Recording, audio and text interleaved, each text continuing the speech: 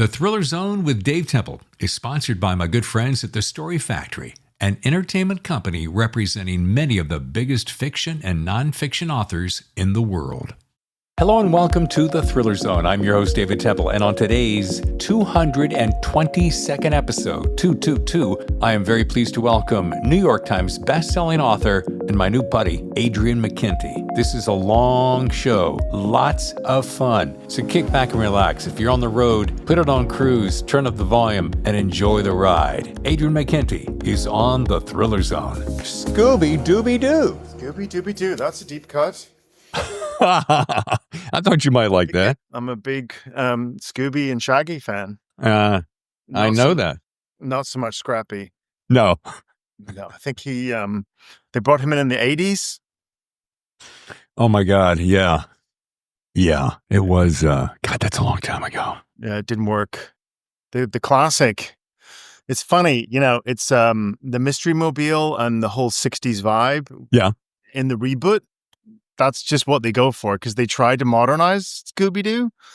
It didn't work. Nobody wanted it. No, some things are just best left the way they were originally intended. Yeah. Call me crazy. And who's that? I'm not American, so I don't know the names, people, but iconic DJ who does the voice of Casey Kasem. Casey Kasem. That's right. That's a good name. It's a fairly easy name to remember. Yeah. Keep reaching for the stars. Yeah. But I think when I came here, he was sort of ending, but people still had the sense memory of Casey. 40, because he's got a very memorable cadence. Is that what it's the cadence? It's a voice. It's Well, it's two things. He created a particular sound that was absolutely amazing because of the way that he used the words. Yeah. And then, he had said, I need a sign off that everyone will remember. And he, and it was, I don't remember what it was. God, this was a long time ago, but he just said, when I was dreaming of this as a kid, I just always thought I needed to reach for the stars. Oh. And his wife said, that's what you'll use. And he did. Reach for, how do you do it? You do a very good one. This is Casey Kasem. Oh my God. And you keep reaching for the stars. Yeah, that's uncanny. That's actually really, really good.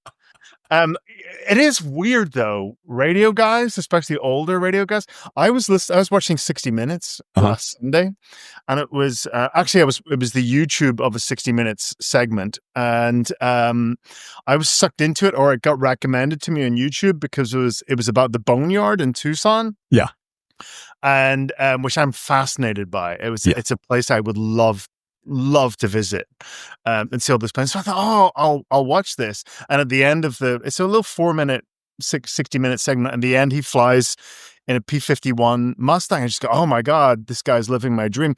But it was so weird because the guy doing the segment talked in that 60 Minutes voice through the whole segment.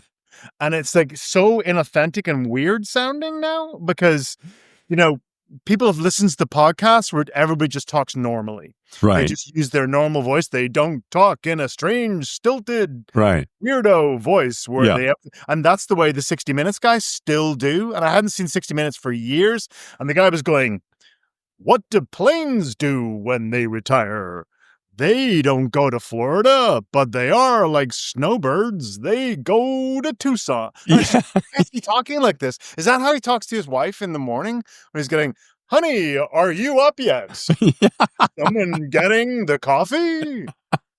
I just go, wow. It's like, it's actually worth looking up. I'm just going, wow, people are still doing that inauthentic, weird sounding voice. And it's like old radio is the best, like 1940s old radio when they're doing that transatlantic. Yeah. It's that's so much. I can't do that at all, that accent, but it's so much worse and weird. It was 1941 when all of a sudden all planes everywhere needed to go somewhere. That's another good one. Well, Adrian, here comes Jackie Robinson, a young fellow playing for the Brooklyn Dodgers. I know you probably don't know this, but do you know what my first career was? It's starting at 16. No, tell me. Radio DJ. Did you have to do the voice? So by the time I hit the major markets, and my first major was Detroit, it was just like this. Good afternoon. It's 7:20, 20 minutes after 7 o'clock. Dave McKay on your 100.3. So that was the thing. And, I was... Is there a name for that? What is that called? What is that? It's just being a DJ, dude. This was back when people don't talk like that in real life. They really don't. Well, you know who started that was Boss Radio. This was the 60s when I'm trying to think of the cats that were doing that, because these are the guys I grew up listening to on shortwave and AM out of Chicago when I was like 13. Right. Larry Lujak from Chicago. So they all do these really big voices. 7:20, good morning. It's Adrian McKinty on the radio, Funny. Yeah.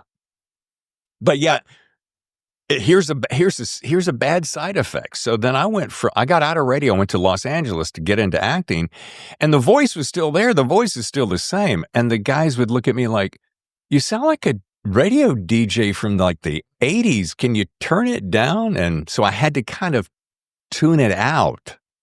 It's so weird. And it's the same in the UK, like the BBC has this received pronunciation that no one actually speaks like in real life. Give me an idea. It's like, there's been an earthquake in Iran. 6,000 people are dead. The evacuations are continuing all night. And then they'll get off there and just go, what do you think of that? Was that all right? Right. Yeah, it was fine. It was fine. Well, you know why they do that, right?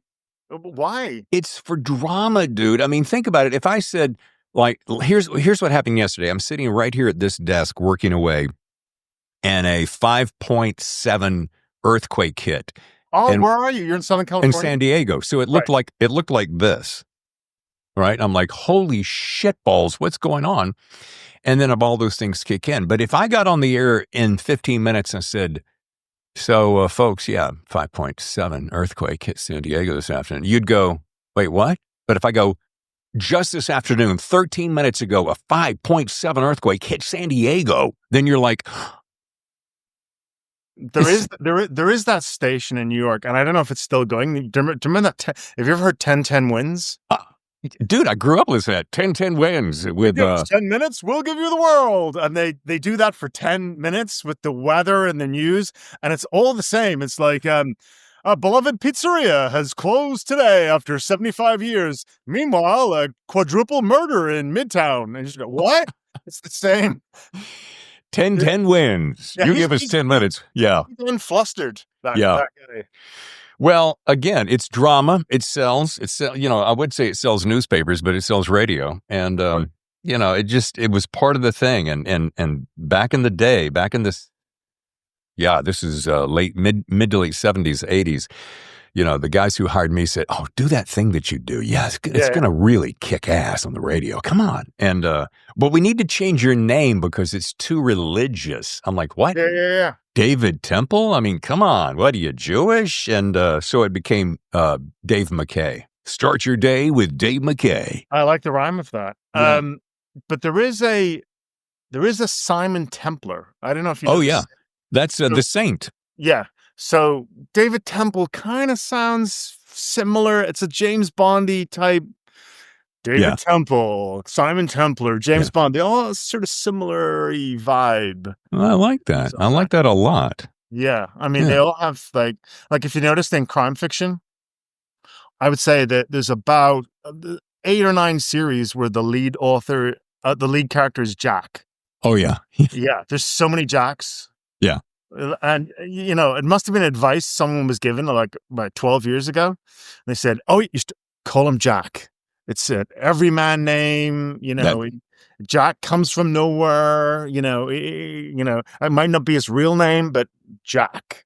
Well, look at it. We got Jack Carr, Jack Stewart, Jack Reacher. I mean, it's short, it's memorable, it's plosive. Yeah. There's one in Australia called Jack Irish. Peter Temple. Do you know Peter Temple? No. He's big Australian crime writer. And his hero is Jack Irish. I kind of like that name. Yeah, Jack Irish. Those books are quite fun. Yeah.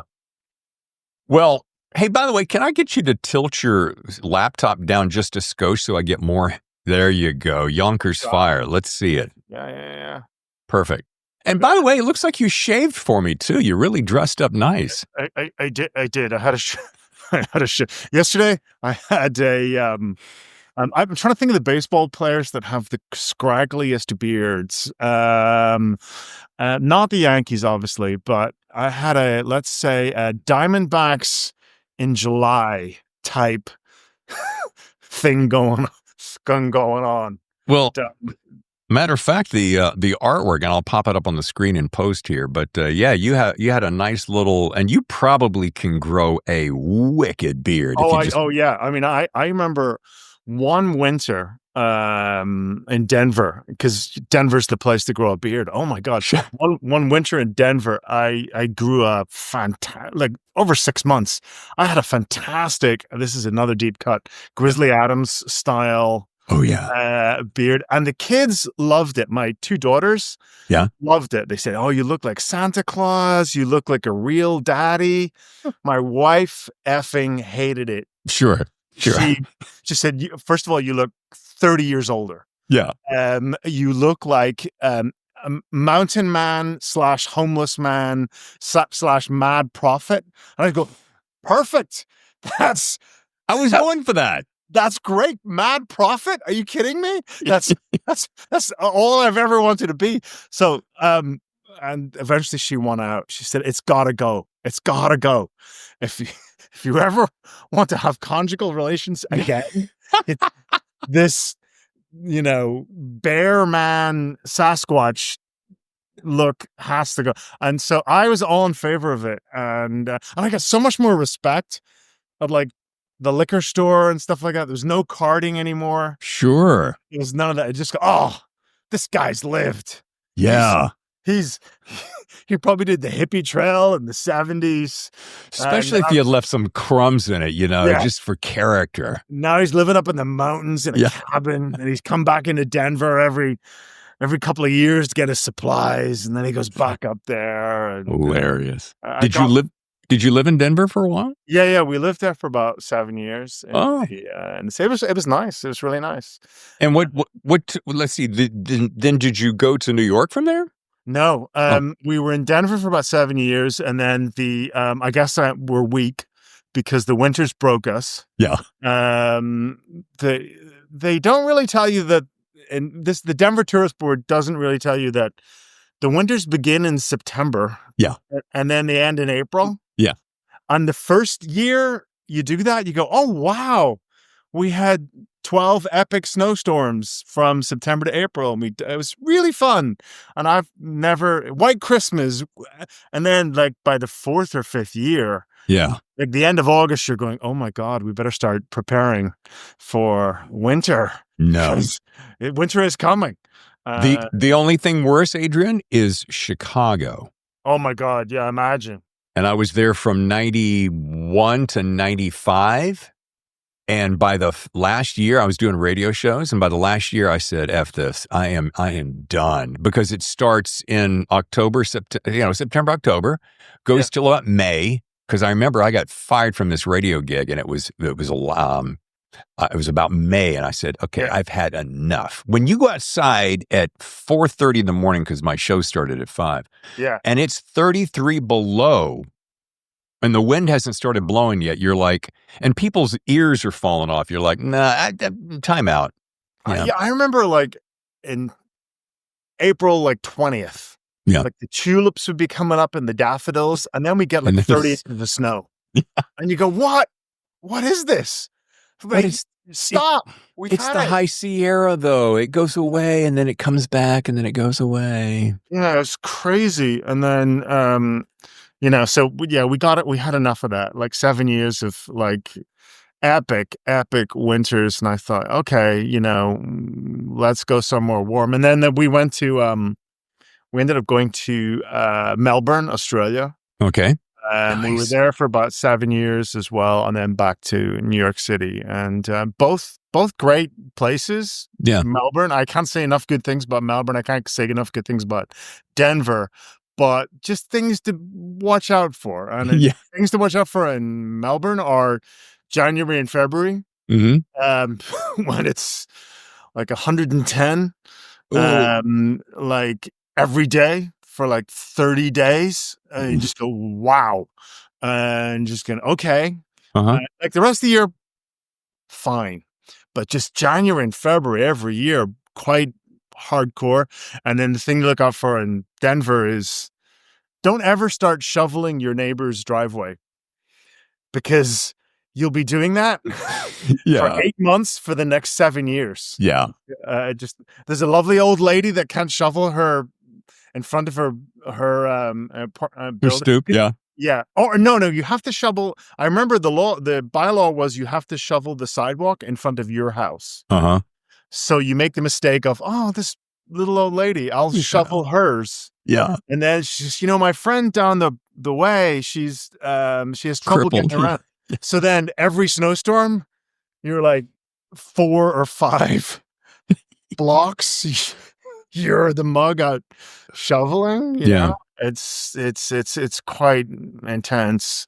But both nice places. And then in Denver, you can go up to Boulder, you can go up the mountain. Oh, baby, Boulder. And by the way, did you hear that they just locked the South by South Sundance Film Festival is going there? Oh, really? Yeah. Oh, that's great. Yeah. I loved Boulder. I had so many good, there used to be a fantastic mystery bookstore there. And called High Crimes, they always have that weird pun. Sure. Mystery bookstores. Mile High City. It was amazing. It was so great. And then it struggled for so many years, and I would always do a reading there and get the punters in, and then eventually, like all those little specialty bookstores, it closed. I think there's only 2 left now, or 3 left. There's one in Houston. There's Mysterious Books in New York, and then there's Poison Pen in Scottsdale. Yeah. And I think that's it. Couple things I want to say. First of all, I'm glad you led with the Tucson graveyard of the plains, because I've driven by there, and you have to see it. I would love to go. It's absolutely amazing. You just want to be, and I think if you have the wherewithal, you can actually roll up and haul one off, because they're like, yeah, go ahead, take it on. And can you imagine taking it back and plopping it somewhere and turn it into a home? It'd be really kind of cool. No, I would love that. Number 2, Poison Pen. Always a fabulous place to visit. I know you've been there before. Number 3, do you recall the first time we met? And we met for about 18 seconds at Mysterious.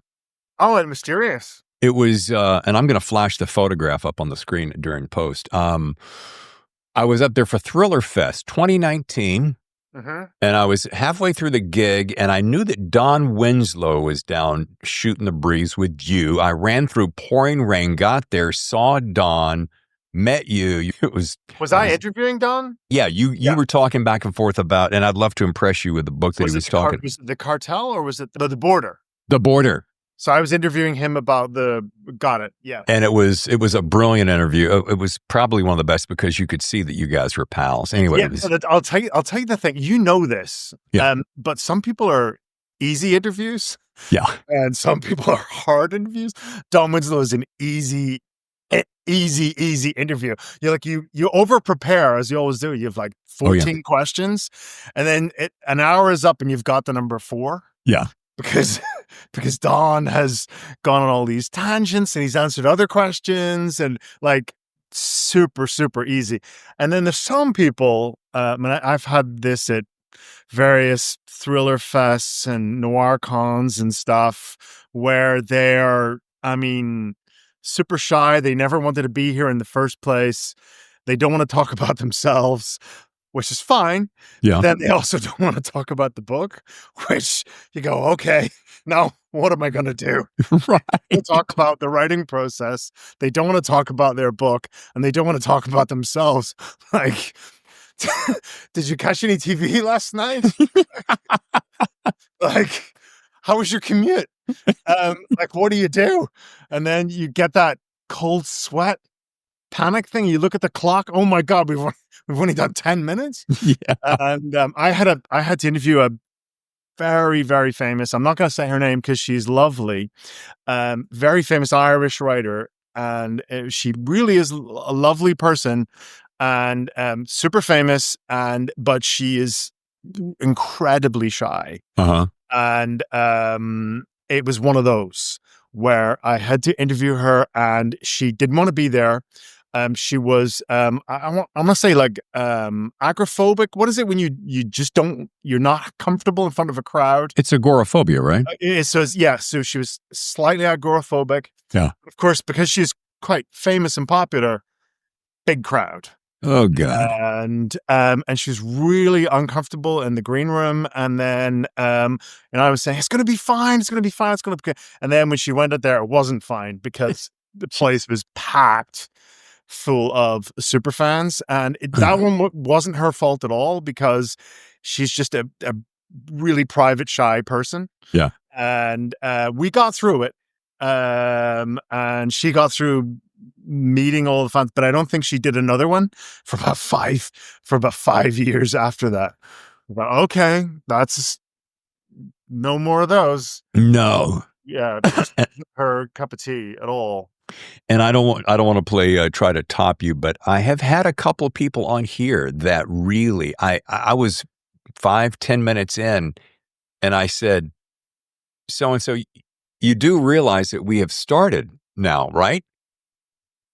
Oh, okay. So, let's go. Yeah. Okay. And I was like, oh my God. And we made it through, but the edit was pretty horrendous by the time you cut all those wicked ass gaps out of it. Anyway. Yeah, I mean, that's also a problem. Or there's also, I've had one or two where I've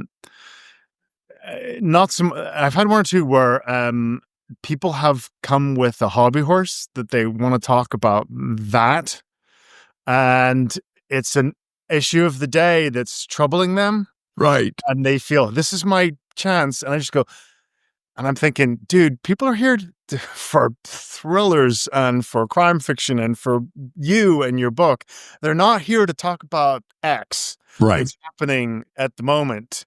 And so you're steering them back. It says, oh yeah, that reminds me of something that happened in page 47. Yeah.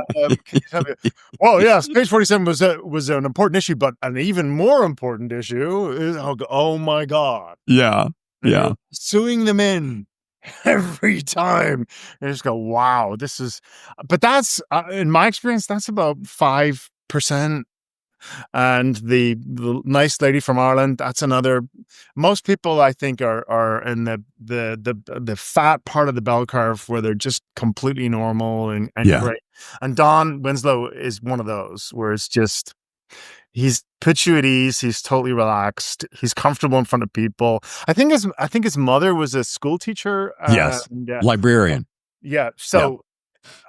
So comfortable in front of crowds and people and that kind of world, which is perfect. He really is a gift. I mean, you never have to sweat anything. And that's probably one of the nicest things I could say is that he's such a gracious, kind, you'd never believe that he would craft such horrific darkness. But of course, that's what's called imagination. But yeah, I've had him on 2, maybe 3 times, both like this in this Zoom world. And then he came to my studio here and we sat down in the living room and just chatted for a couple hours. And it was probably the highlight of my career. Whereabouts in San Diego are you? Del Mar, which is just up the coast outside of La Jolla. Okay, because my daughter is at UCSD. Oh, nice. And she's finishing up and she felt the quake yesterday. Oh, yeah. She's in La Jolla somewhere, between La Jolla and whatever the next, I think it's just the school is there's La Jolla. Yeah, she's 8 minutes from me. I run through that neighborhood all the time. That's awesome. Yeah, it was spooky. Yeah. Hey, listen, I guess we're 20 minutes or so in, and we do have a little something to talk about. We can do that. I mean, I'm not precious. Yeah. I'll talk about it. There are a couple things, as you can see by the notes. I have one surprise that I'm going to spring on you. Spring? And then, matter of fact, let's do this. Do you have a copy nearby? I do not have a copy. Oh, geez, now you've just effed it up, haven't you? Because were you going to ask me to read? I have one particular. Where did I put it? It's my favorite. It's just this one little thing at the end of this, on the end of chapter 6. When I read it, it was so. What is that bit? Tell me the bit, and I'll tell you a story about it. Duffy's heading. He's in his living room. He's curling up in front of the fireplace. He had just snagged the SS flag from the guys in the neighborhood, which was just a priceless. The pride with which he had for his neighborhood, and he was going to step up in front of these skinheads and go, no, you're taking that down. No, I'm not taking it down. Yeah. You are going to take it down, and here's why, which that was a fantastic scene. But then when I got to the end, and of course it led me down a whole rabbit hole, and I'm going to mispronounce this, so just bear with me. Go. While I'm talking, I'm pulling up like a draft of the novel. Okay. On my computer. Perfect. What did you say? Chapter 6? It's chapter 6, and it's about, you're talking about Spiegel im Spiegel by Arvo Part. Oh, and wow, yeah. And he's laying down on the Persian rug. Arvo. And a matter of fact, here's two things I did. I instantly researched that, went down a whole rabbit hole for half an afternoon, listened to that piece. I'm like, oh my God, how had I never heard about this? Which took me down another rabbit hole of reading comments about it on YouTube for just eons. And then I learned about this particular, am I saying it right? Jura 14-year-old? Jura whiskey. Yeah. Okay, so that particular, have you got that handy? Okay, I've got it. Now, it might be different in the version, you've got, but I can read you. Okay, but here's what we're going to do. We're going to take a short break, and when we come back, folks, there's a couple things. What I wanted to start off the show with, we'll get to, and then Adrian is going to very kindly read this particular passage. So it's Adrian McKinty right here on the Thriller Zone. Stay with us. When you think of the best thriller fiction authors in the world, one that should instantly come to mind is Adrian McKinty, New York Times bestselling author of 21 novels, 6 standalone, 6 from 2 different series, and 8 in the Sean Duffy series. His new book, Hang On, St. Christopher, is the latest in that series. It's July 1992, and the troubles in Northern Ireland are still grinding on after 25 apocalyptic years. Detective Inspector Duffy, a part-timer now, is about to collect his pension, but then a murder case falls into his lap. It's a carjacking gone wrong, and something's not right.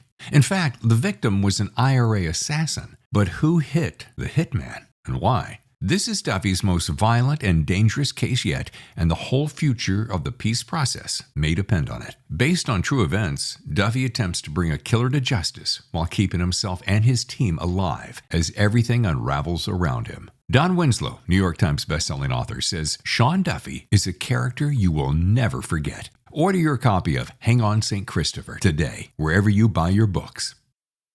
And we're back with Adrian McKinty, Dave Temple here on the Thriller Zone. We're talking about, of course, Hang On, St. Christopher, and Adrian has agreed to. Now, of course, it won't be exactly probably like this arc, which came to me, this book released in March, so I'm a little late to the party, but that's okay. But you have the selection in front of you.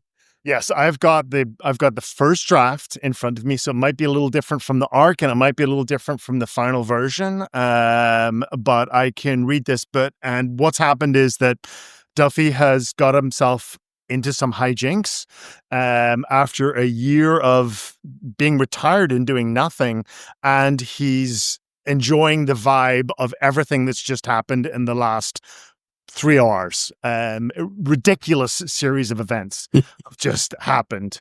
And then he comes back to his old house. He keeps a little bolt hole in Northern Ireland, and he gets back to his old house and he just showers. Then he comes back downstairs.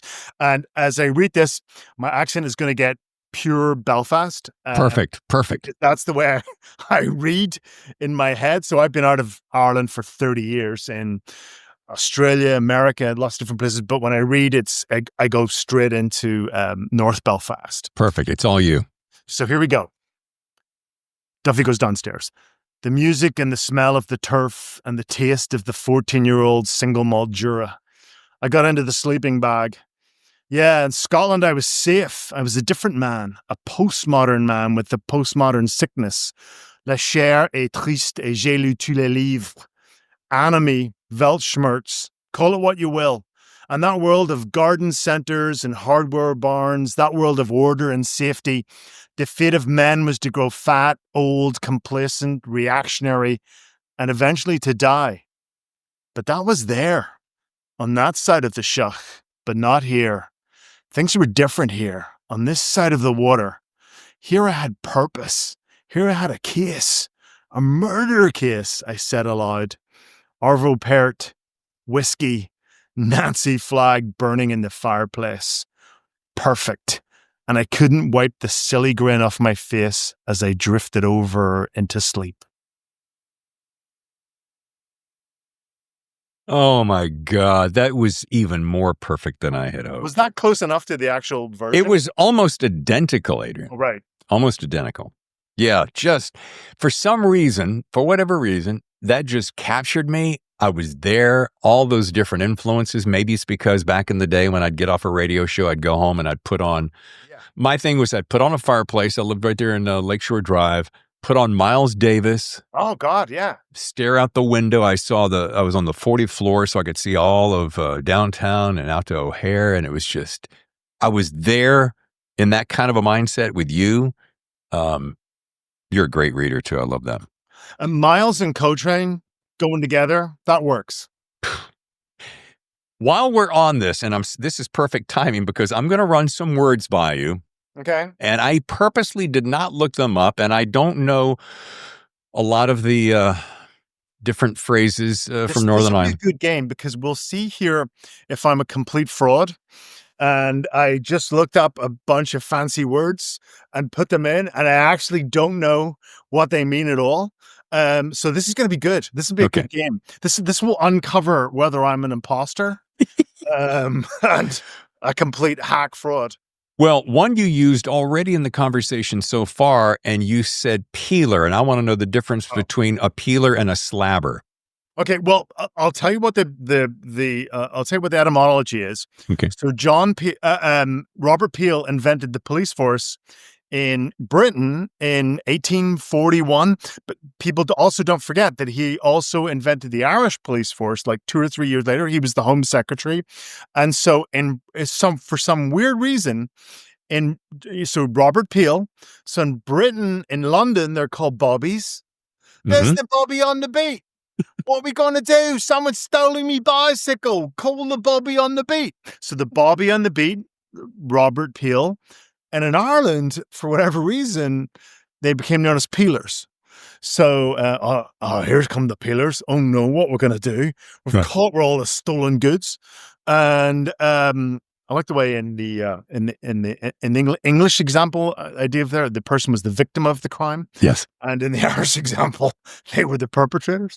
But yeah, so in Ireland, peelers, in England, bobbies. Gotcha. And slabber. What's a slabber? A slabber? Oh yeah, it's a wee kind of annoying git of a child. Which is like a wee shite. Yes, like someone who's really annoying you, and you can't physically attack them because they're too young and you go to prison. But so there's nothing you can do. Like a wee slabber comes up to you and just annoys the hell out, and you just have to deal with it, cope with it. Side note, are you enjoying Mobland as much as we are? I haven't started it yet. I have been saving. I saw the trailer for it and I thought, oh my God, Pierce Brosnan and Helen Mirren. Yes. And Tom Hardy. Tom Hardy. I mean, now we have to put on the subtitles at the bottom because they really turn up the brogue to 11. But you know what he does a little bit, Guy Ritchie? He also has this fake Cockney verse, and he uses a lot of rhyming thing that people never actually use in real life. Oh, so he is also turning it up a wee bit, like because people don't really talk like that. Oh, it's got the old apples and stairs, you know. Like people don't really. It's not really that full on. Yeah. It's a sort of a fantasy world, which I think is fine. Well, and Guy Ritchie is the director behind it, and Guy is known for real. I mean, remember? Oh, geez, what was the movie with Brad Pitt? Oh yeah, where he was doing the traveler accent, which I couldn't understand a single word. That was so funny because I could understand all of it. Oh, jeez. Because he was doing a fairly authentic Irish traveler accent, and he was doing it well. Yeah. Do you know Tyson Fury, the heavyweight champion of the world, as was the boxer? He lost the heavyweight championship just last year to that Ukrainian boxer. But Tyson Fury, he was the heavyweight champ for about 5 years, and he comes from an Irish traveler family. Oh. But he grew up in Manchester, but he doesn't have that accent.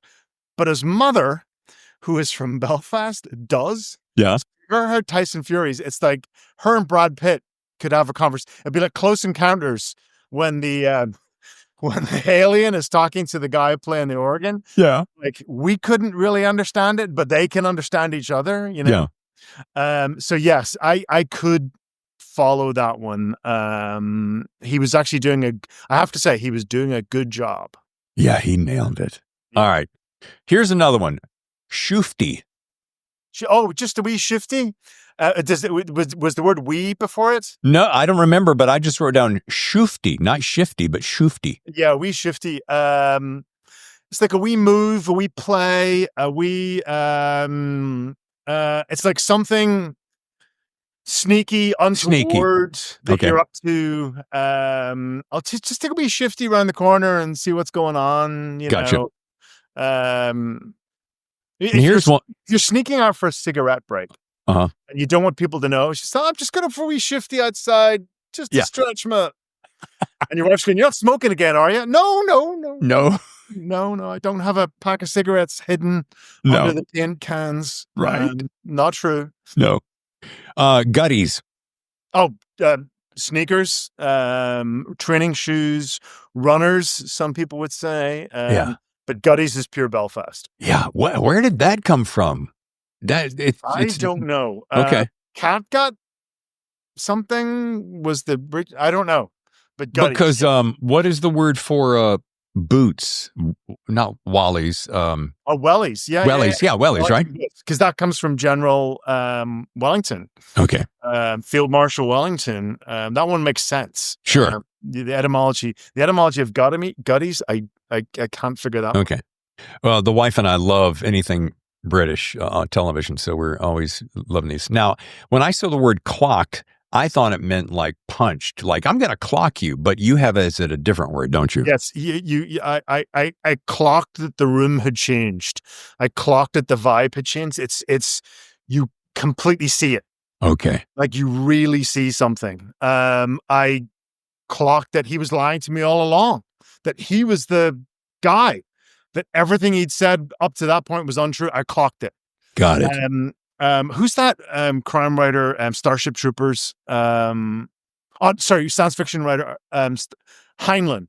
So he has a word called grok. Where grok is you completely understand and really see something, which is very similar to the Irish clock. Brilliant. I love this. Prolix. Am I saying that right? Prolix? Yeah, somebody who's a talker. Oh. Yeah, he Gabber. Yeah. Someone not like you and me. Okay. Yeah. All right, we know what we is. What's Jaffa cake? Oh, Jaffa cakes are these are very controversial. They're biscuits. But because of some weird tax regulation for biscuits that don't apply to cakes, they call them cakes. So they're called Jaffa cakes, but they're actually just British biscuits, but they're known as Jaffa cakes. Okay. So yeah, everybody from the UK and Ireland would know what a Jaffa. There's a television show called Spaced. And it's the first appearance ever of Edgar Wright, the director, and who's the guy? Simon Pegg. Oh, love him. and there's this very funny moment in the first season where they're discussing the meaning of life, and then someone says to Simon Pegg, just throws at him this big ethereal, earth-shattering question, and he just goes, "Oh my God." And then you think he's about to deliver the meaning of life, and they all go, "What?" He says, "I found some Jaffa cakes in my pocket." And they're all delighted because it's midnight and the shops have all closed, and he found some Jaffa cakes. And for that, it's always been associated with that TV show. Oh, God. Okay. And, here's another thing I've always wondered, and maybe it was a sign of the times, because when I go back to All Creatures Great and Small, they did this all the time. Everyone's always eating toast. It's like, oh my God, would you like some toast? And it's toast and butter. And I'm like, toast? What? For me, it's like toast. Yeah, I'll have some toast, whatever. But in your world, it's tea and toast, like tea and buttered and toast that's buttered and then tea that's cream and sugar is just like heaven, right? Well, here's the thing. I don't take sugar in my tea, but I love a good cup of tea. Mm-hmm. I will not say no to a good cup of tea. But here's the thing about the toast. When I first came to America, I love America. It's a fantastic country. But I remember seeing the butter and was horrified. And it was these little things of these little rectangles. And then I lifted up the white wrapping paper and saw this white blob of, I don't know exactly what it was. And where I come from, the cows are outside all the time and they're eating very wet green grass. Mm-hmm. They've just this yellow golden substance, right? That, somebody makes homemade bread and they put this butter on this bread, toasted bread, and it's what you'll be given if you're very good in this life, right? And they're transitioning you to the next life, right? It's this unbelievable experience of fat and deliciousness, and it's incredible. So Irish butter, really good Irish butter on homemade bread, one of the best things you can ever eat in your life. Whereas I can understand you get a loaf here from the supermarket, and you're spreading that white stuff on it. Yes, not the same thing. But you can get good. And certainly in New York, you can get pretty good French butter here, and you can get Kerrygold, which is all right as an Irish butter. So you can do a replica of that experience. Wait a minute. If you're calling Kerrygold all right, and that's generally 9 times out of 10 the only butter I get, which I thought was Irish butter. It's okay, yeah. All right, so what's fantastic so I can get it? Well, they don't import it. But if you go to Northern Ireland, there's 2 brands I'd recommend. One called Dramona. Golden Cow, and they're local Northern Irish brands. And like if Kerrygold is like a 8, they're like 9.7. Oh wow! Another notch above. And on Irish homemade or just reasonably decent bread, toast and butter, it's an ethereal. The simple experiences are usually the best. That's what I figured it was. Like if you could, like my daughter's at UCSD, so every time we visited her, she'll take us to an actually really authentic Mexican restaurant. Oh yeah, and they'll bring out the chips and the salsa and just go, "Why is this the greatest thing I've ever eaten?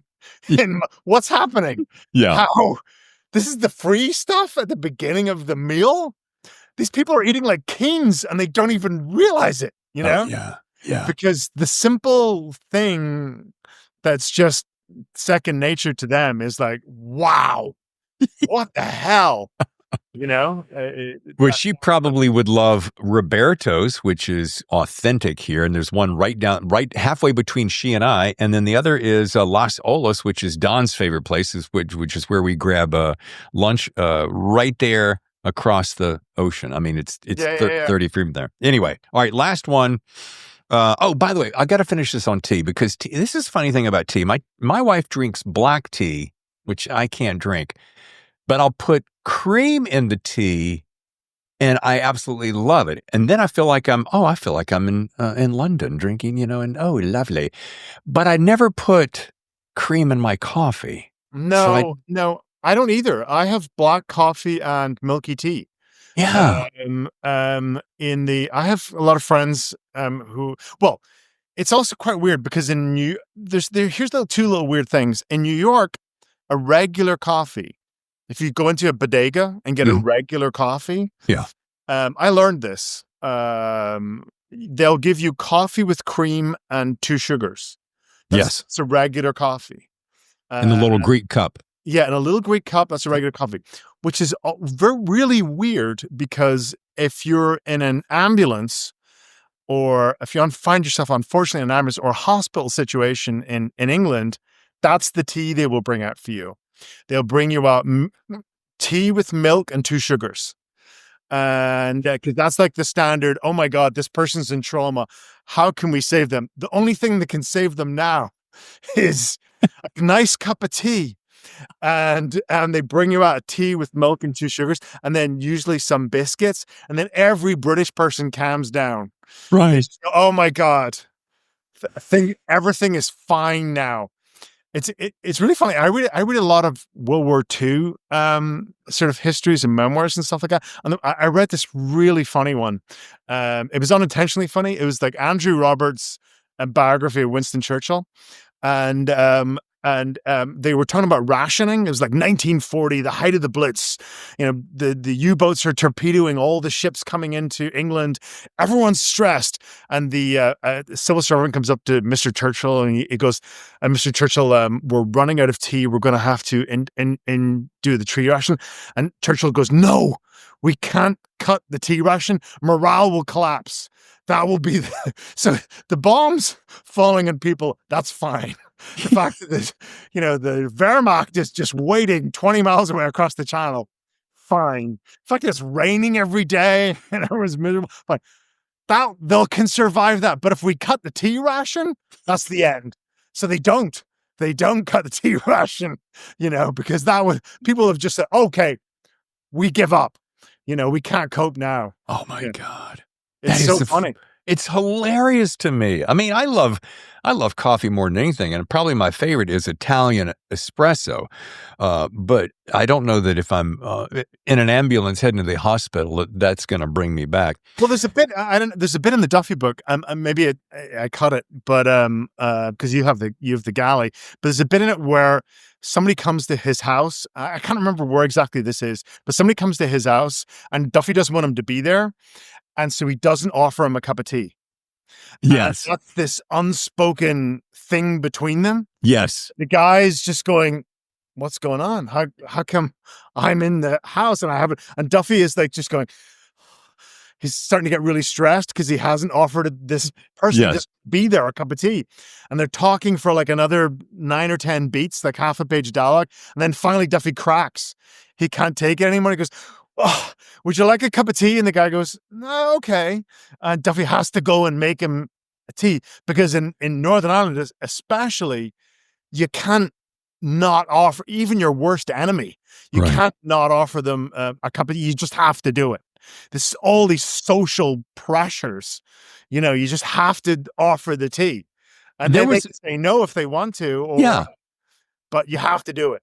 There was one scene that Duffy walked into a very tense situation, and you're thinking, is he going to get shot, killed? What's going to happen? And the guy goes, would you like some tea? And I'm like, oh my God, it really is that thing, isn't it? Do you know who George Mitchell is? He was the senator from Maine, and he was Bill Clinton's peace envoy to Northern Ireland. And he basically brokered the peace that came to Northern Ireland in the 1990s, and very good man. I think he was nominated for or maybe won the Nobel Peace Prize.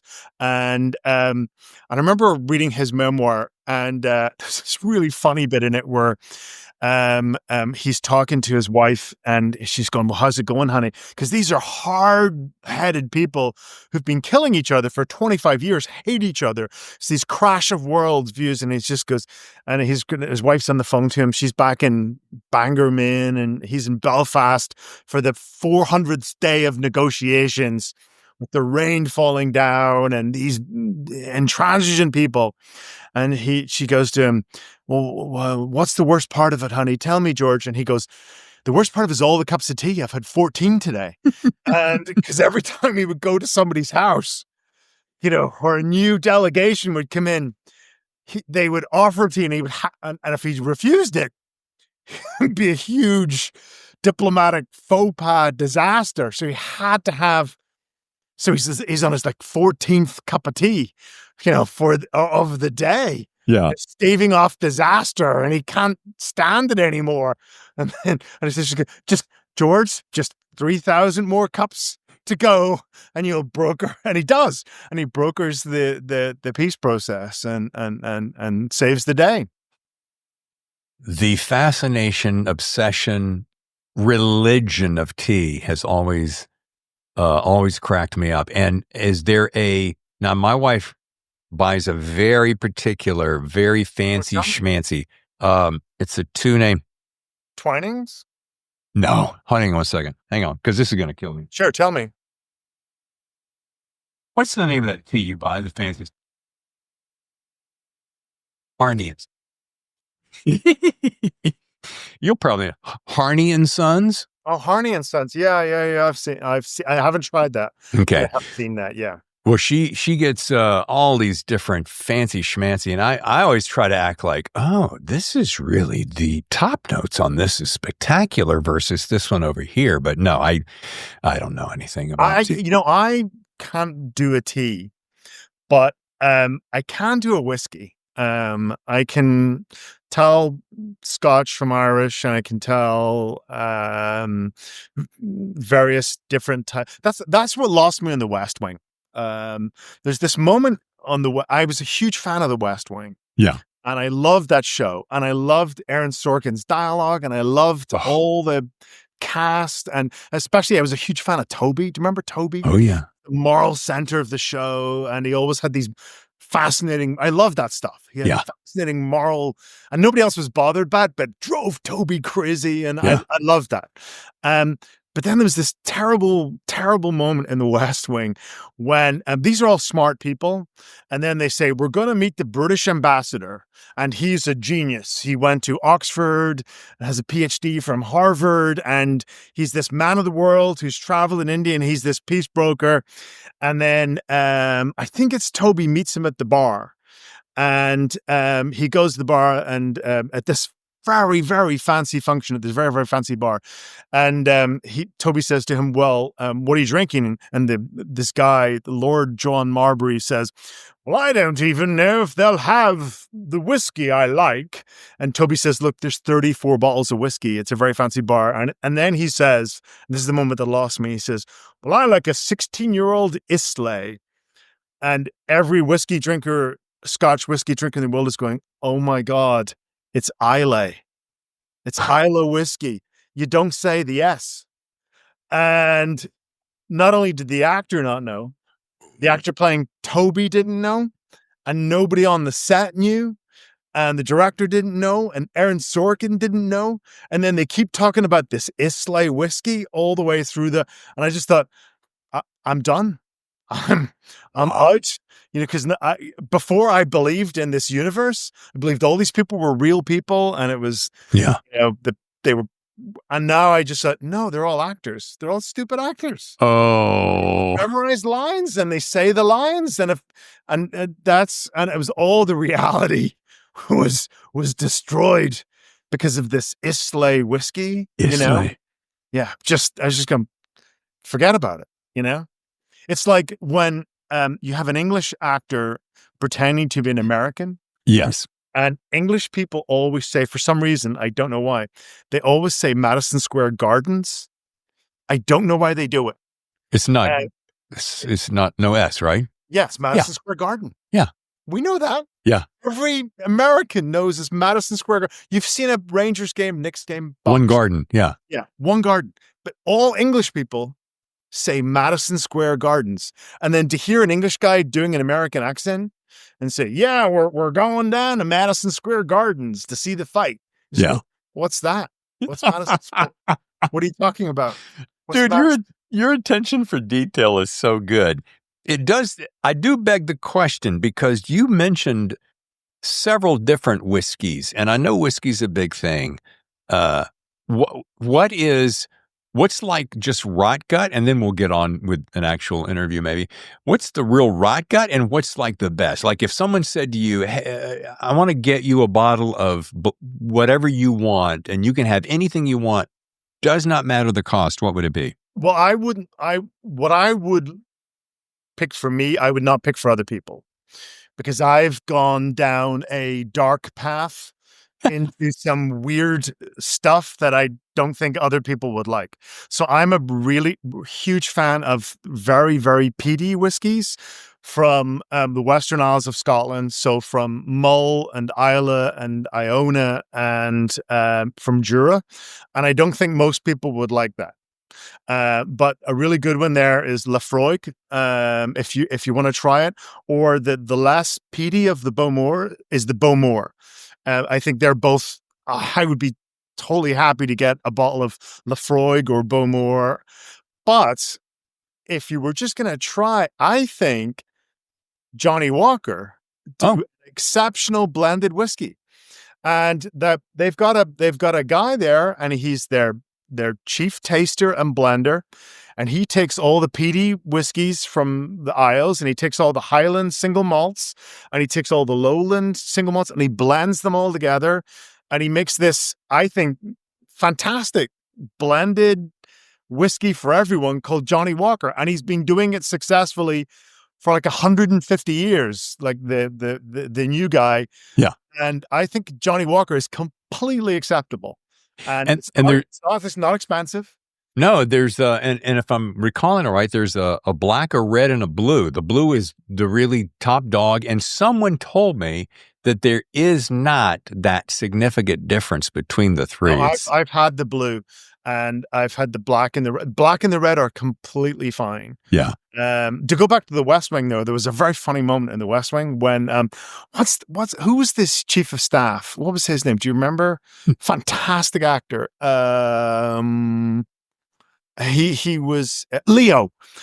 So Leo is an alcoholic, and he goes to AA and he goes to meetings, and he's done a successful bit of diplomacy with, I don't know, let's say the Indonesians, and they don't know he's an alcoholic, and they give him a bottle of Johnny Walker Blue, and it's delivered to his suite at the hotel. And Leo's an alcoholic, and then he's just looking at the bottle of Johnny Walker Blue for like having, and it's a fantastic scene actually. And he's just going, and so what he should do, of course, is open it up and jug it down the sink. But then he does that worst thing that alcoholics can do, and he just goes, "Well, I'll just take one sip, and then that's it." Yeah. And then the next scene is him opening the mini bar and pouring everything, like the vodkas and everything, because he's already drunk the entire bottle of Johnny Walker Blue. And I just go, wow, that's so powerful. That's amazing. Reminds me of the Denzel Washington film Flight, is it? Where he, remember that one? And he did a similar thing, and he couldn't get beside himself. Speaking back, I want to go back to Aaron Sorkin, because there's nobody that writes screenplays like that. Do you have a favorite of his? I'm curious, because there's I felt a little Sorkinism in especially when you're into these, between Krabby and him.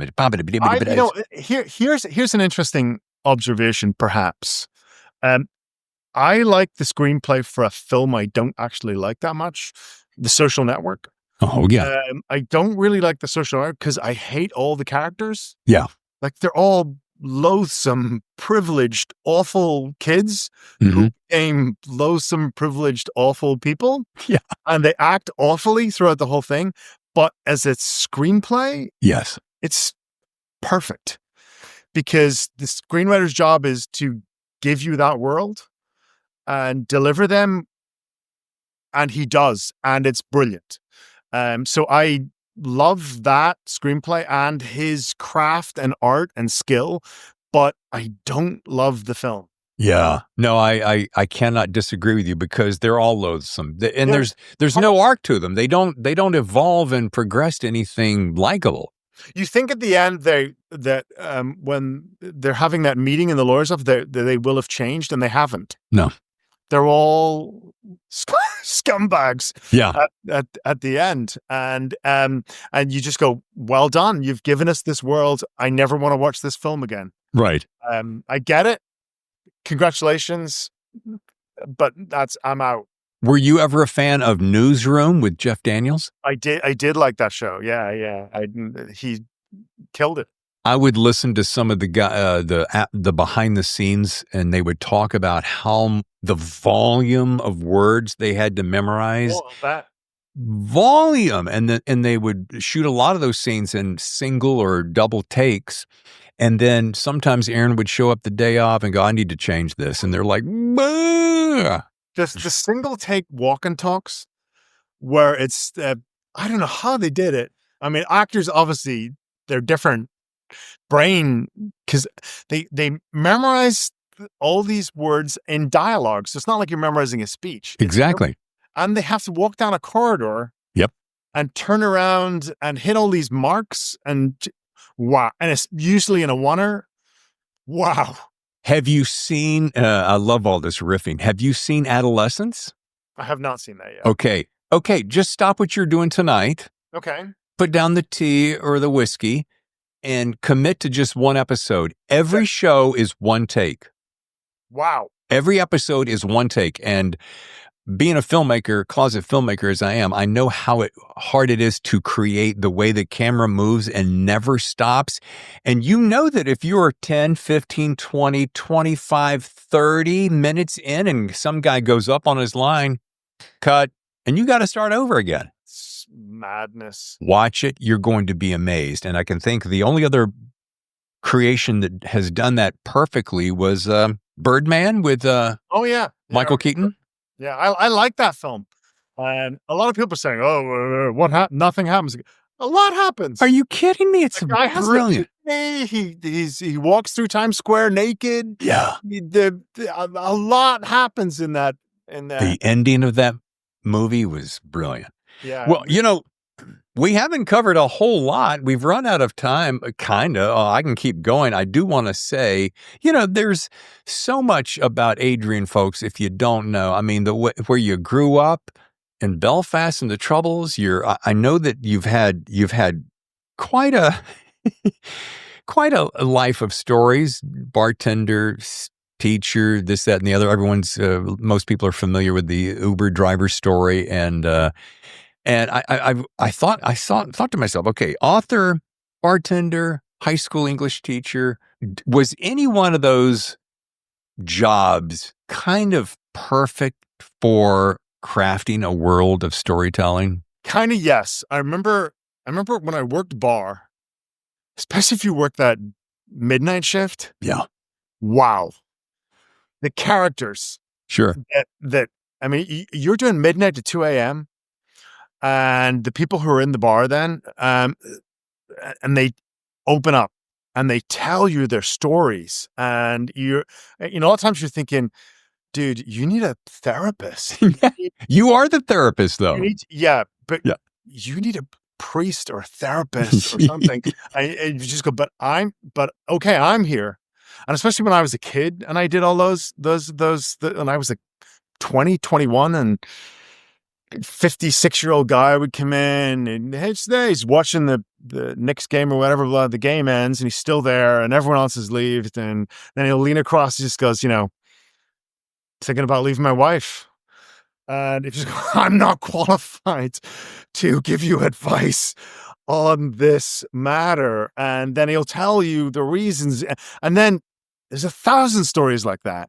And, just that, oh my God. And the free dialogue and, but I also really liked teaching high school. That was also really, really fun because, you get to, when you teach a book, like we all probably had to read, The Great Gatsby. Yeah. And so we just but whatever. We had to read it when we were 15 or 16.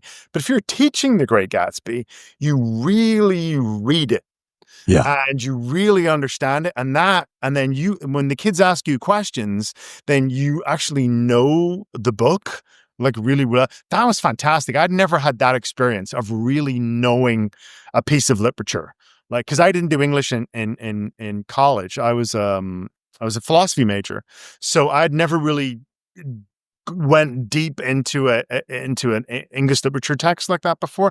So that was a real wonderful thing for me, to really understanding all these, especially classic texts that maybe seem even a bit dead to us now. Like To Kill a Mockingbird. Who really reads that? But when you read it, it's such a beautiful, funny, incredible novel. You just go, wow, this is no wonder this is a classic, because it's hilarious and great. And so yeah, I really those two, bartender, wow, and English teacher, yes, definitely excellent preparation for thinking about stories, thinking about narrative, thinking about characters. I would be remiss if I did not mention two books of yours that I read. I'm sorry, one book that I read of yours, The Chain, which when I finished that book, I was like, first of all, wow. Second of all, how can no one have ever come up with this story before? It's one of those, so you feel like, oh, that story's been told, and yet you go, no, that's such a unique story. Yeah. So I want that, and then The Island, but I want to come back to The Chain. Is The Chain, I know who your agent is, and of course, I almost know the answer to this, but is that has to be somebody picking that up, turning it into a movie? Yes, it's been, they're working on it. They were working on it for a movie adaptation, which I could never really see working, because it's quite a long book, and a lot happens. Yeah, book, and they were trying to get all that into 2 hours. I mean, you could do it, but it's a series. It's a series, and so they tried to do that, and I read some scripts, and they were heroic attempts by smart people. Yeah, but it just felt, this is a 10 episode or 8 episode series. So now they're finally doing that. I can't say where or with who, but that just makes a lot more sense to me. Sure. And it begs this question, since you're such an exceptional writer, and I know that screenplay writing is completely different from novel writing, but have you ever imagined, has Shane ever mentioned, has anyone ever suggested that you do the adaptation? Or I have thought about that, and the advantage, I think, is the world and the characters, and nothing has to be explained to you. No. Like The Chain, I lived that nightmare for the 6 months that I wrote that book. I mean, that book was written almost entirely at night. Wow. And from 10 at night to 2 in the morning, I was in the chain. Yeah. Or a nightmare 6 months. And so I know that world. So that's the huge advantage. I think the disadvantage is that an outside voice can come in and kill your darlings. An outside voice can come in and say, well, this is an important arc. This is an important arc. This is an important arc. This, this thing you have over here, that's maybe not so important, and we can lose that. And you, as as the creator, just going, no, you don't know the agony I went through creating that bit. That chapter I spent 2 weeks on. Yeah. And you just want to cut it. So I can sort of see the pros and cons of both. You being the adapter, but also getting someone who is not you, who can have this, third person perspective, this world eye view. So yes, I have to think about that. I know that when they wrote the movie of The Chain, they wrote a fantastic screenplay, and the stuff that they cut, I remember thinking, I was being outraged on my first read. Why would they cut that? It's horrifying. And then I thought about it. Just go, oh God, these guys know what they're doing. Yeah. This is, it's smart. So yeah, they all add up. All people who are adapting have to make those kind of decisions, and I appreciate and admire the skill and the craft. It is a craft. When I look at the front of your book and I look at all these books that you've written, and I didn't count these up. I apologize. There's a lot of them. You can tell me how many if you want to just save my face. I don't know the answer. Okay. What has been, and this is going to sound simplistic, but I have a real purpose in asking it. What has been the best part of this journey? And it's a rather prolific one for such a youngster, such a wee lad. Well, it's such a wee mucker. Such a wee mucker. Wee slobber. A slobber. What's been the best part? And what's the part of the business that you despise the most? I think the best part for me, is always that first draft, that initial idea. And wherever you're writing, let's say you're in a cafe, let's say everyone's asleep in the world, it's midnight and you finally got an hour to yourself, and that blank piece of paper and that open textured universe where you could write anything. And you can go in any direction. And sometimes, I'm quite a serious planner. So I have planning notebooks and I have planning files, but sometimes it's just fun to start with nothing. Yeah. What is this? The guy's walking down the street. Why is he walking down the street? Is somebody following him? What's happening? Or, and you just don't know is it a short story? Is it a novel? Is it going to go nowhere? Is it going to become something? I love that part of it. I think my least part of it is the copy editing. Because the copy editors come from a universe where everything you love, they hate. So you'll have all this slang and made up words and swearing and repetition and all this kind of stuff. And they're trying to save you from yourself. And I get that.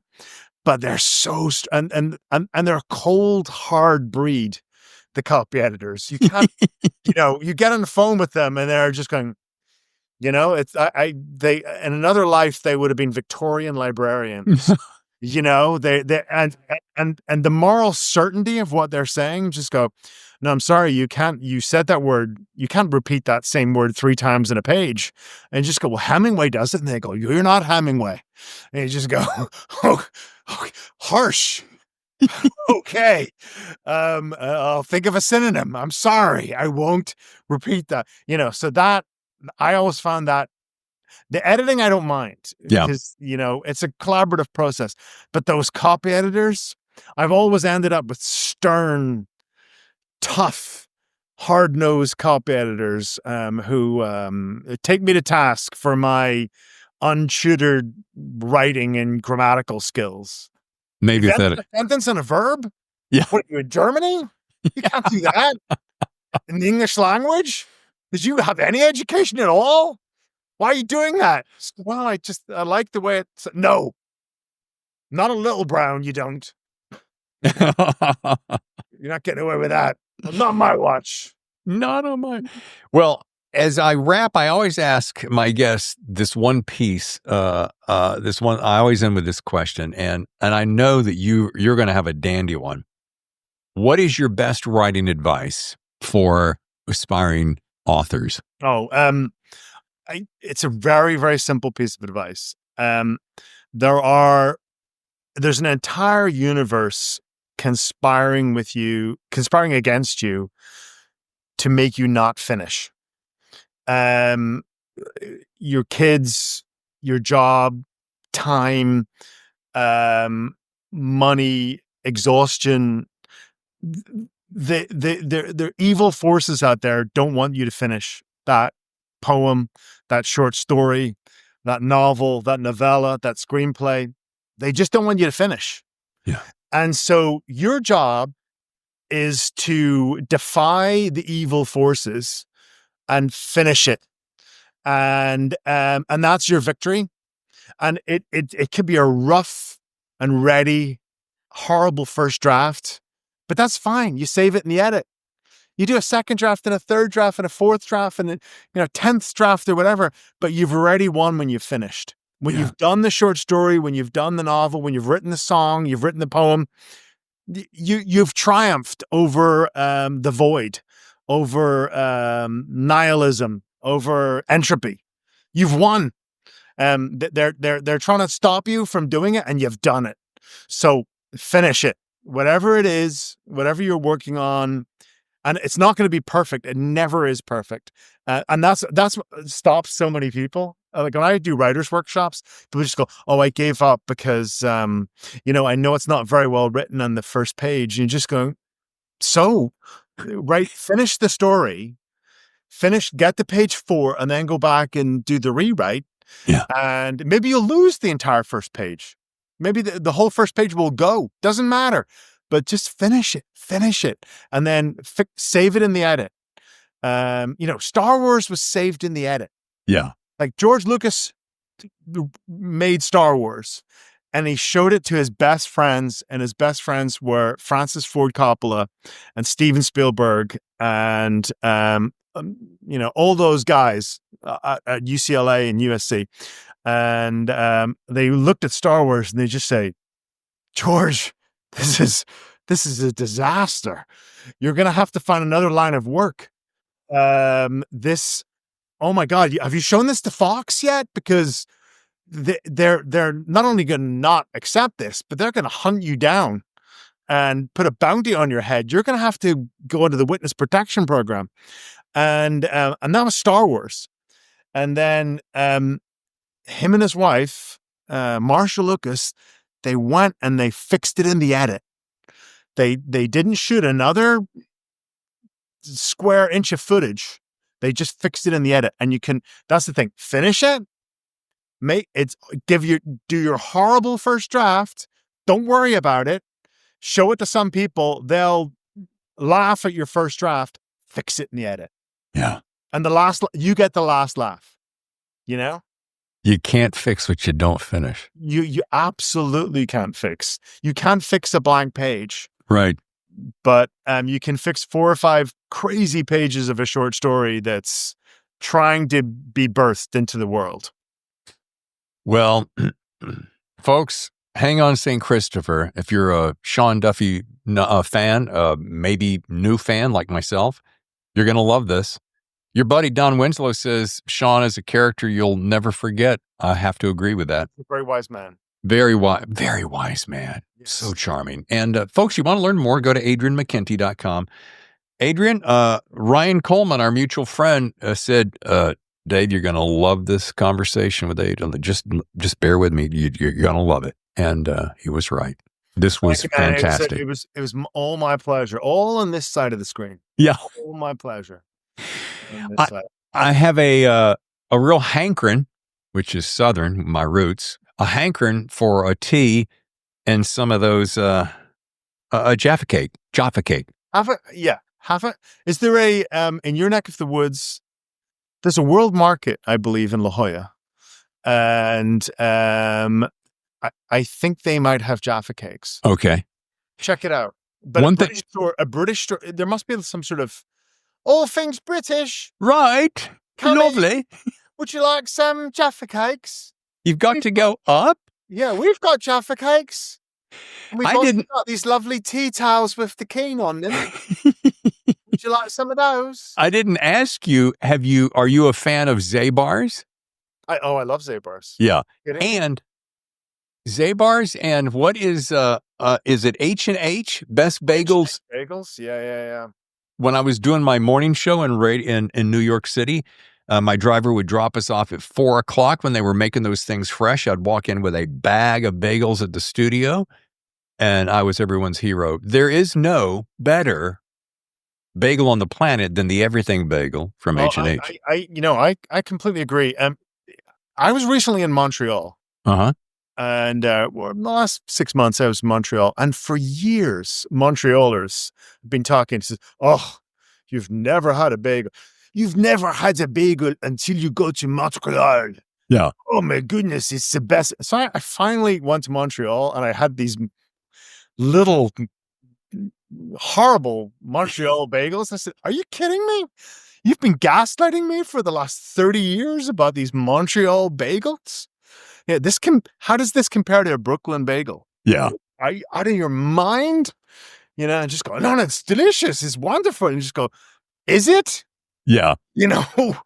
It's horrible. If I wanted to have a fight with someone and throw a hard circular rock with a hole in the middle of it, I would pick your Montreal bagel. But if I actually wanted a delicious, fresh, boiled, baked, crunchy on the outside, soft in the middle, give me a New York bagel.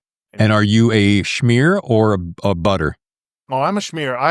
I like, this is a religion I've learned. Obviously, because I'm from Northern Ireland, but I love a cream cheese lox Sunday morning. Oh my God.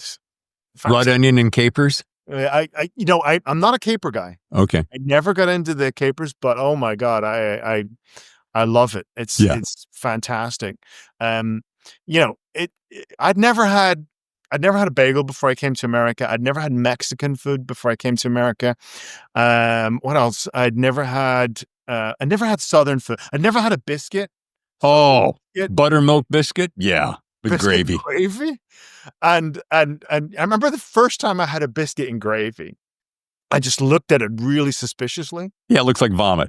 Yeah, I just going, what is this? Yeah. Everyone around me was tucking in. This was at a place in Savannah. So they were doing a pretty good job of their biscuits and gravy. And then I just gingerly broke off a little. I was at a writers' festival there. Yeah. Gingerly broke off a little bit of biscuit and dipped it in the gravy. And I just thought, what's happening to my mouth? Yeah. These flavors and sensations that I've never experienced before. And then my question was, how am I going to live without this stuff? Right. Or what am I going to do without my biscuits and gravy from this little restaurant in Savannah? So my grandmother, I still have her iron skillet, which was her mother's, would make grits and then do a red eye gravy in the grits. And then she would make the white gravy over the biscuits. Oh. And of course, either breaded pork chops or fried chicken. And then green beans with ham hock, and sweet tea. You died and gone to heaven. It's like everybody who is not from the South or from Europe, say, their first experience of grits was my cousin Vinny. Yeah. When he's explaining that he doesn't use instant grits. And then Vinny goes, so you saw them go into the thing and you're boiling the grits and you see them come out 2 minutes later. Like, do the laws of physics stop on your stove? In the rest of the world, it takes 15 minutes to boil a grit. Right. But in your stove, it took 2 minutes to boil the grit. And so the guy either has to admit I used instant grits or maybe I wasn't paying attention to the time. And it took longer and he's never going to admit in open court that he used instant grits. No. So the whole eyewitness case collapses because of it. So I'd seen that and I thought, I wonder what a grit is. Yeah. I get what he's talking about, but I don't know what it is. And it wasn't until I came to America. And I think I was in Oxford, Mississippi, and I went for breakfast and I had grits for the first time. Excellent. With ham. Yeah, it was really, no, I think I had it with bacon. Oh, and with the ham that you usually get, it's so salty, you're going to be drinking a gallon for days. Well, I can't decide. So either I'm going to see you, I'd like to connect with you in New York if I make Thriller Fest in June, which is iffy because I have some conflicts. Or if you're ever out to visit the daughter, we'll go to any Mexican joint you want and we will just eat to our heart's content. Absolutely. Like I say, I could load up on the guacamole. They just go, you guys, you're giving this for free? Yeah. This is amazing. And the homemade, there's nothing like it. Yeah. Wait till you eat, what these guys are eating over here. And just, yeah. Like, fantastic. Whew. Well, I'm glad it's lunchtime for me because I'm going to go chow down. Once again, hang on, St. Christopher. Adrian, I got to say it again. Such a hell of a good time. Hey, thank you, mate. It was my pleasure. It was really fun talking to you. Oh, man, that was so good. Adrian McKinty. I did not read this, but I'm going to read it now. There is and I mentioned this as we were going out the green room. This is from Claude Peck, former Star Tribune columnist and editor. Duffy is hilariously literate, an opinionated fun boy, ready to defend Nirvana against naysayers. Rock, not pop. Authentic jazz, not nervous cocktail music, especially like that. He loves Arvo Part, Brian Eno, but don't be misled. And here you go, folks. This is a cop novel that fully satisfies its genre expectations. Chases, gun battles, sinister bad guys, questionable cops, cowards, and heroes. Man, such a good read. Probably one of the most delightful conversations I've had in a while. And let me say before I go, if you'd like to reach out to us, drop us a line at thethrillerzone@gmail.com. That's our email. You can always follow us at the website, thethrillerzone.com. And of course, you can hear this show wherever you get your podcast. And let me say, your good buddy Dave Temple here saying thank you so much for spending this time, a considerable amount of time, listening to two old guys just talking about things they love, like good stories and beverages and teas and coffees and snacks. Thanks for listening. I appreciate it. Share it with a friend if you'd like. Next week, couldn't tell you who's going to be on right now, but I can tell you who's going to kick off May if you'd like to hear. Want to hear it? Guy I've been wanting to get on the show forever. I've taken his master class. I've read, I can't think of how many books I've read. David Baldacci is going to be on the show.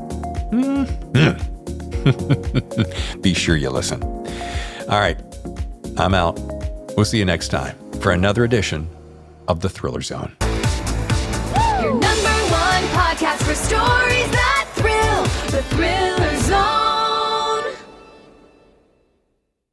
The Thriller Zone with Dave Temple has been sponsored by my good friends at The Story Factory, an entertainment company representing many of the biggest fiction and nonfiction authors in the world.